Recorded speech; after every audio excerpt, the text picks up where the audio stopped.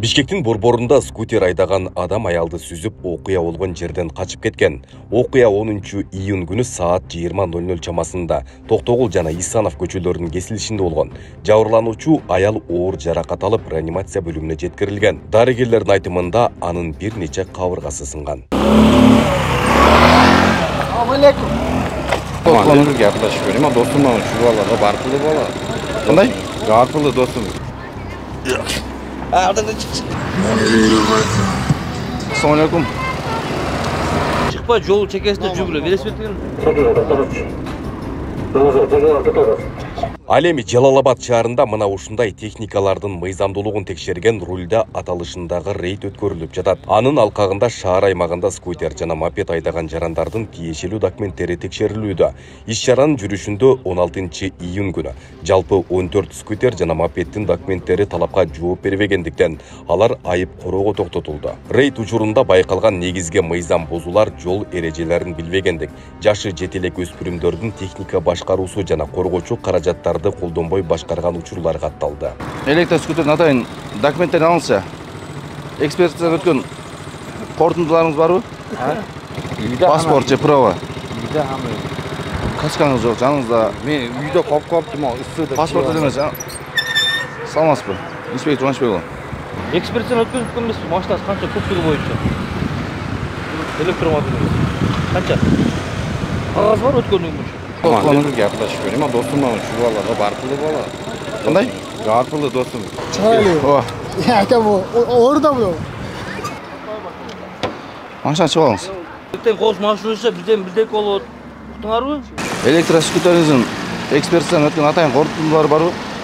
Коркуну жок.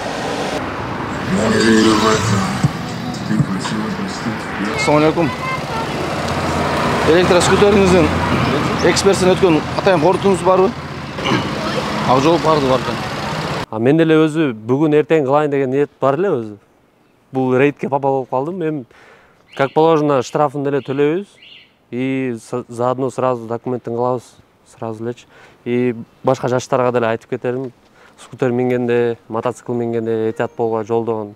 Машиналарды да карап чыккыла, пешеходду карагыла. Рульда аталышындагы рейд 16-июндан 21-июнга чейин өткөрүлөт.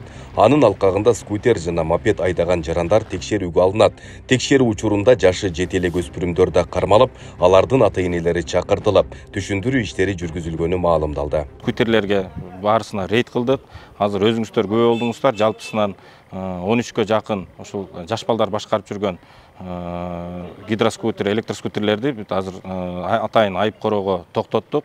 Бунун алкагында эртеңки күнү Жалал-Абад областык жол кыймылын коопсуздугун камсыздоо бөлүмүнүн башчысы өзү жыйын өткөрөт. Булардын ата-энелерин ал жерге айтып койдук. Уже саат эртең 10-до түшүндүрүү иштерин, алдын алуу иштери боюнча ата-энелерге өзүнчө жыйын өткөрүлөт. Жашы жете элек өспүрүмдөр скутер же мопед айдаган учурда айып пул салынбайт. Аларга болгон эскертүү берилип, түшүндүрүү иштери жүргүзүлөт. Бирок айрым жарандар мындай учурда техниканы сатып берип, өспүрүмдөрдүн жол эрежелерин бузулушуна шарт түзгөн ата-энелерге чара көрүлүшү керек деген пикирде. Жол инспекторлору тарабынан жүргүзүлгөн рейдтер жана түшүндүрүү иштери бул маселени чечүүгө жетиштүү болбой жатканын белгилешет. Анан эми жаш балдарга эмне күнөө? Атасы алып берип ойнойт ойнойт, ошомен жүрүп атат бар. Ошону ата-энеси дагы ошо жоопкерчиликти билиш үчүн буларга штраф салыш керек ата-энесине. Анан кийин эгерде мына чоң шаарда чоң трассалар болуп атат, чоң.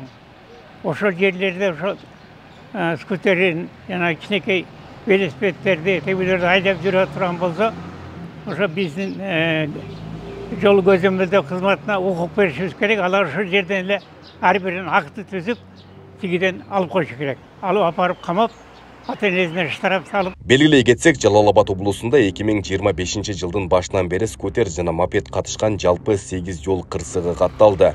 Бул кырсыктардын кесепетинен 1 адам каза болуп, дагы 8 адам ар кандай деңгээлдеги жаракат алышкан. Жол кыймылынын коопсуздугун көзөмөлдөө кызматкерлери ата-энелерди көңүл кош болбоого чакырып, жашы жете элек балдарына скутер же мопед сатып берүүдөн карманууну, ошондой эле балдарынын коопсуздугу үчүн жоопкерчиликти өз мойнуна алууну эскертүүдө.